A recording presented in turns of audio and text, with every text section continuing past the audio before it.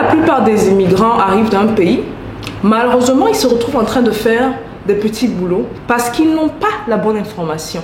Ici, moi, je vais vous parler de certaines sources de revenus qui m'ont permis non seulement de commencer à bâtir mon empire financier, mais surtout à l'asseoir. Donc, si vous êtes un immigrant, pas seulement aux États-Unis, au Canada, en Europe, en Asie, cette vidéo est pour vous. Et si vous suivez cette vidéo de l'Afrique, il y a une source de revenus qui vous concerne. Stay tuned. Bonjour et bienvenue dans Parlons de business. Alors ici on parle de quoi? On parle de business, on parle d'opportunités d'affaires, on parle d'argent, hein? Et on parle de tout ce qui peut faire grossir ton compte bancaire, même de mindset. Si vous me découvrez dans cette vidéo, mon nom c'est Stéphanie Mbida, je suis entrepreneur depuis l'âge de 9 ans, passionnée par le business et experte dans la multiplication de l'argent. Avant de commencer la vidéo, nous sommes en pleine période de fête.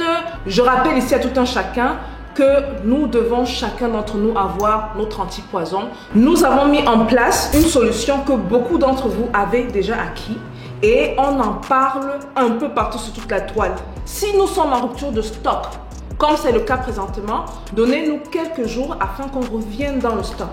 Mais moi, je l'ai dit toujours, votre vie ne vaut pas 10 000 francs CFA. Donc, allez acquérir votre mal là, afin que vous ne soyez pas victime d'empoisonnement ou victime d'intoxication alimentaire. Bon, là, on va entrer dans le vif du sujet. Je veux qu'on parle ici de 4 sources de revenus bien précises.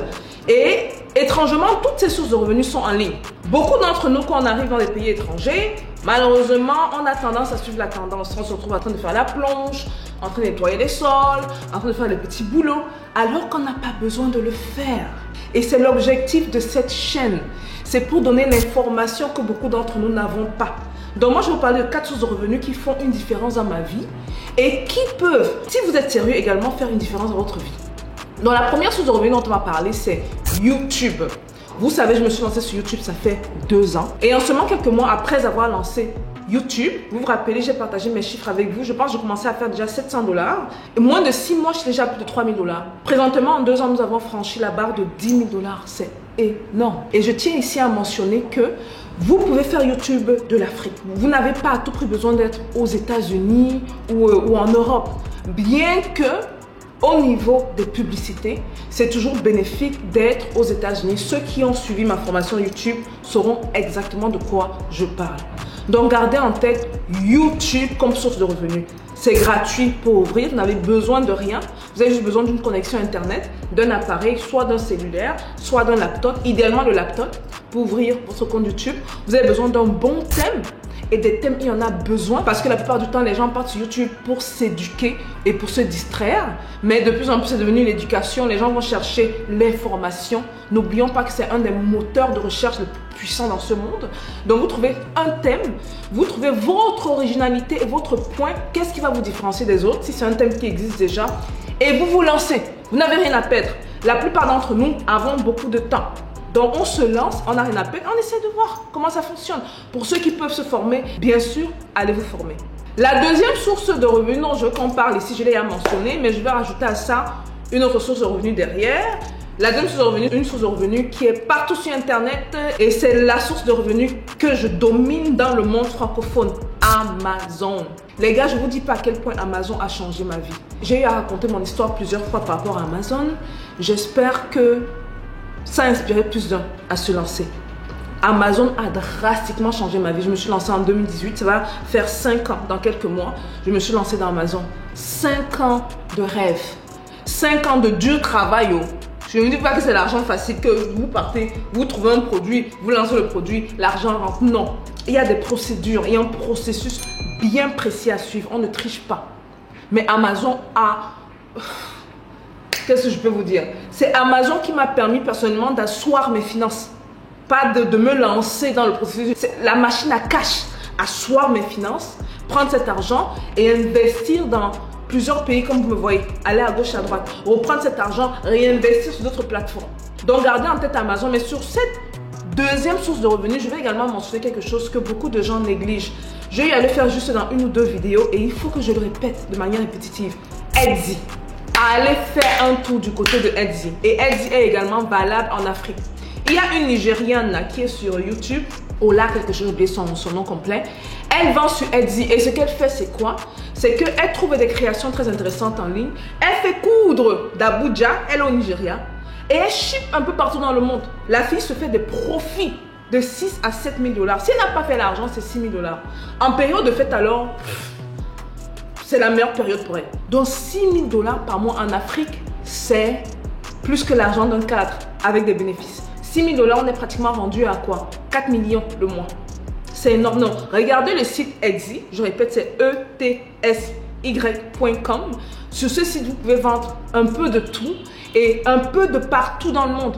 Donc, c'est pas restreint. Même si vous êtes de la diaspora asiatique, de la diaspora chinoise, vous pouvez vendre ça en Chine. Vous pouvez utiliser Etsy pour vendre des articles en demande de la Chine.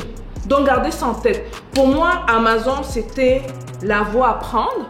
Ça peut ne pas être pour tout le monde, mais il y a des solutions, il y a des trucs en ligne. Ouh, ça me donne une idée de vidéo. Ouh, je dois faire cette vidéo, les gars. Ouh, je vais faire cette vidéo.